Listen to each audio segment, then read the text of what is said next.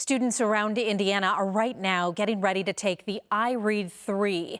That's the test given to third graders to measure their foundational reading skills. 81% of third graders passed last year. Now state lawmakers will decide how to help the thousands of children who didn't.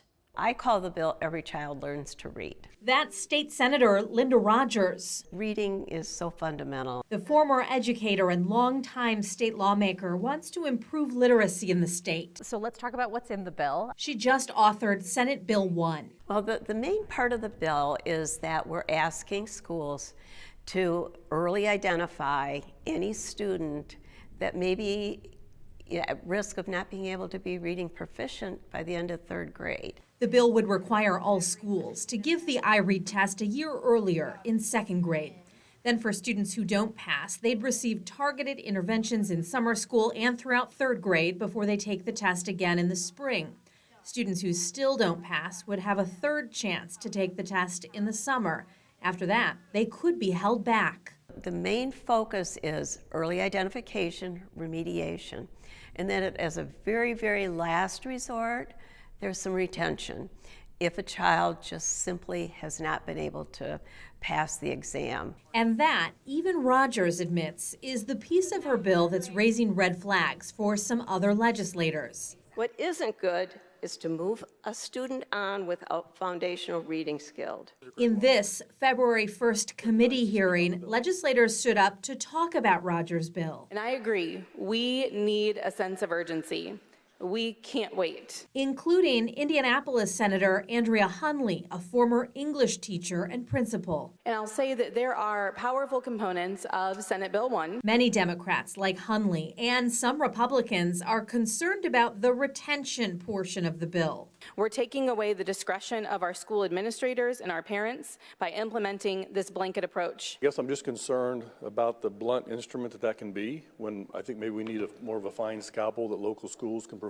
I just feel like I don't have enough information to feel like we're not already identifying and working with those students for whom retention is their best option. All of the retention programs had one thing in common.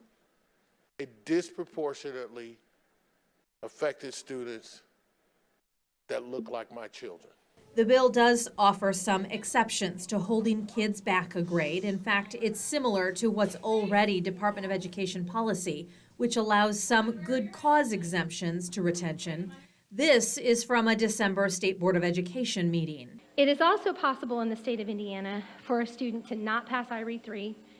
They don't qualify for a good cause exemption, and they are promoted on to fourth grade. For the last several years, whether they're getting a good cause exemption or not, we are sending thousands of students onto fourth grade who have not mastered foundational reading skills. In that flow chart, schools are following what's allowable today in the state. But many feel schools are promoting too many kids who can't read, and there's real cause for concern.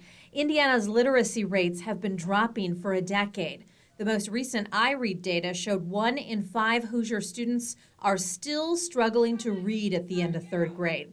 And that's what Rogers wants to change. To send these kids on through school without the ability to read sets them up to struggle throughout the rest of their education and very often for the rest of their life.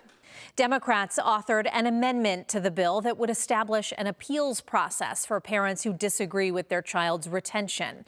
It passed and is right now part of the bill. Senate Bill 1 will be heard in the House on Wednesday.